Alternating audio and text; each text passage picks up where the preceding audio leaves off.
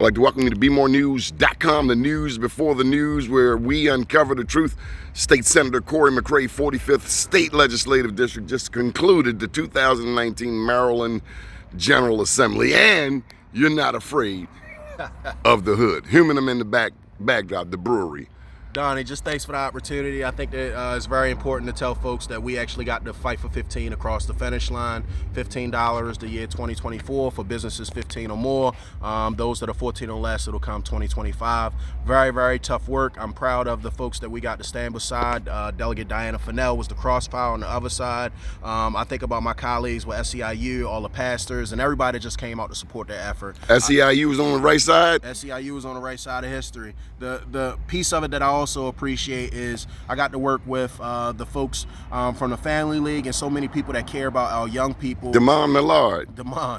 Just so many people. Dynamic brother. No, you're a good brother. And so many people that care about our young people that go hungry during the summer and making sure that they have the protections and the resources to be able to eat during the months of July, August, and especially when we have that extended vacation in December. Got to work on lead in our drinking waters and our outlets for our schools. Got to work on a significant amount of bills, but I'm really, really excited about the money we brought back to the Great Blacks and Wax Museum, the Hohen building. What were you able to get for Great Blacks and Wax? They got about $250,000 to deal with that ADA opportunities within the mansion piece of it. So they need to address the ADA and make sure that the folks can get in there, and the state was able to help with that. Because historically, we always had to vote on some type of bond issue for Walter's Art Gallery, Museum of Art, and always made me wonder, what about our black museums? I think that it's very important. Me and Dr. Martin sat down. As soon as I won, I think I sat down with her in July, and we talked about how do we push it forward in reference to this next legislative session and how we can help.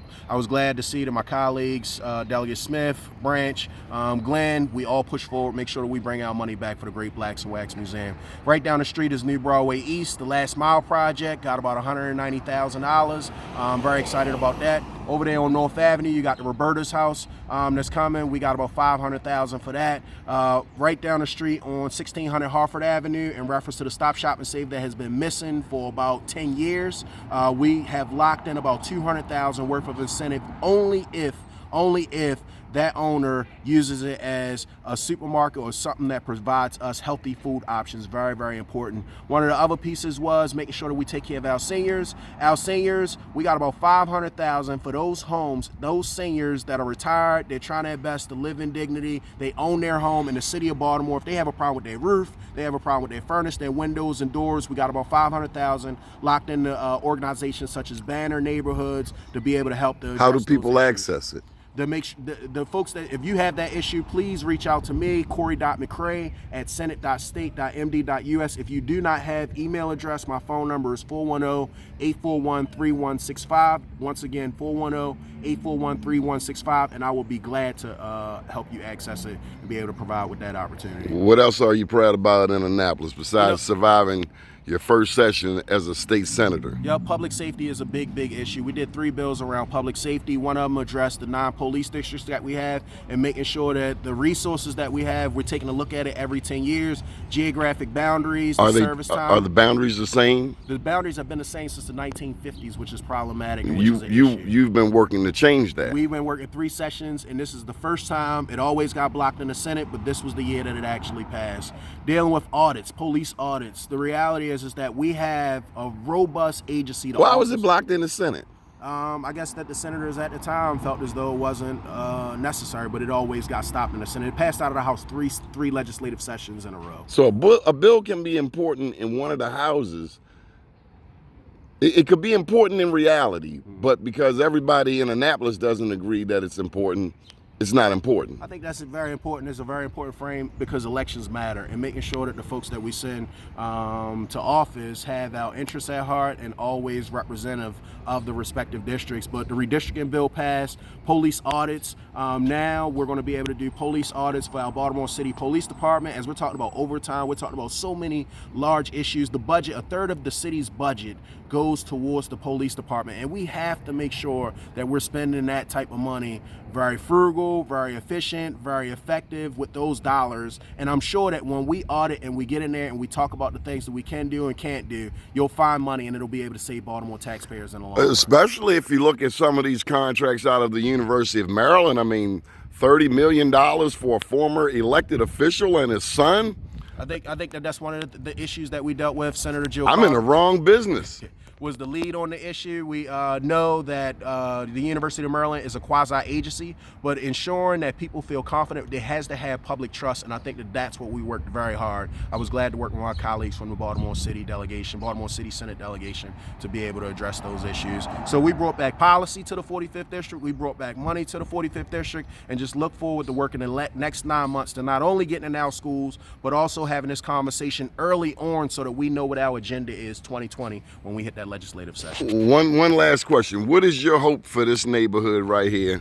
Paterson Park and Lanville, Bradford and Lanville. My hope for Paterson Park and Lanville, each and every district in the 45th District, that we can bring educational opportunities that any parent would be proud of. No, but it's nobody here. No, you're right, but I think that we would bring recreational opportunities that anybody can be proud of. And the same thing is put housing opportunities for neighborhoods that deserve it the most, especially the neighborhoods that have been neglected for decades and decades. And Donnie, as you bring up that point, I think about Darley Park, I think about 4x4, I think about so many communities that's in the same situation, Berea, that's in the same situation that you talk about, that haven't had the investment that they're supposed to, but we have to be very intentional about that. And I'm proud that when you go up to the 4x4, we gave about $75,000 to an organization, Northeast Housing Initiative, as a land trust, to be able to get in the 4x4 and actually start to work in it. I'm proud when I drive up the Harford Road corridor and we see the Gateway Park, the only investment that's been in there within the last the times that I've been here. But that park, and making sure that we work with Parks and People to provide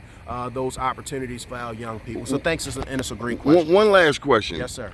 Any shout outs to community people who came to Annapolis during the 90-day session? A lot of times I've heard people in your position say, we don't come to Annapolis. No, that's not true. So when you talk about Rita Cruz and Bel Air Addison, when you talk about Benny and Bel Air Addison, when you talk about my Berea family, when you talk about the Care family that was very, very active, when you talk about Johnson Square, Darley Park, and so many other people on the Bel Air Road, Harford Road corridor, and not just advocating policy-wise, but they were the ones that was the growing edge to make sure that the dollars come back home. So when we talk about the last mile and how much work that Miss Doris Mana Terrell and how many times she came up to advocate and make sure that New Broadway East 8 when we came to the legislative session, that's what's necessary, that's what's needed. I'm proud of my family from Oliver, Johnson Square, everybody in East Baltimore, Northeast Baltimore. Just shout out to them all. What's up with the city council race coming up? I think that the city council is right sister here before running? us. I just got in here. I'm not even a week back in Baltimore. Is your sister running? Donnie, at this time she is not running. I think that we have a Councilman Brandon Scott, and folks need to figure out what he's doing. Keep watching BeMoreNews.com, the news before the news. I don't want to cut. How can people get in touch with you again? That's real important information. It's very, very important. Once again, my thank you for time on your Saturday. It's Cory.McCray@senate.state.md.us. Phone number 410-841-3165. If you look on Facebook, we're Senator Cory McCray. On Twitter, it's Elect Cory McCray. And just thank you for this opportunity, Donnie. It's not many folks that's getting out here, right here in the streets. You've been a supporter of black media. As long as I've known you, you supported black media. From day one, I'm very intentional and it's very important in reference to how I spend my dollars. I had a meeting up on a small diner on Harford Road, lost in the 50s, and one of the people like, why did you pick this? I think that we have to be mindful of those people that are putting in work and have these small staffs and make sure that we keep our money in our community. Thank you, Senator Cory McCray. Keep watching BeMoreNews.com, the news before the news, where we uncover the truth. Thank you, brother. You was like putting in work.